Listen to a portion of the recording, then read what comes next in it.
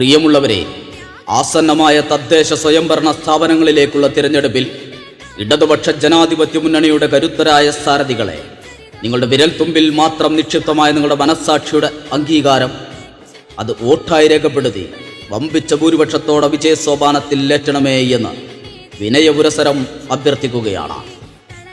തുടർ ഭരണമെന്ന ചരിത്രത്തിലേക്ക് നടന്നു കയറിയ നവകേരളത്തിൻ്റെ അമരക്കാരൻ സഖാവ് പിണറായി വിജയൻ നേതൃത്വം നൽകുന്ന ഇടതുപക്ഷ ജനാധിപത്യ മുന്നണി സർക്കാർ കേരളത്തിൻ്റെ ചരിത്രത്തിലെ ഏറ്റവും വലിയ വികസന വിപ്ലവത്തിലൂടെ ജനക്ഷേമ പ്രവർത്തനങ്ങളിലൂടെ കടന്നു പോവുകയാണ്.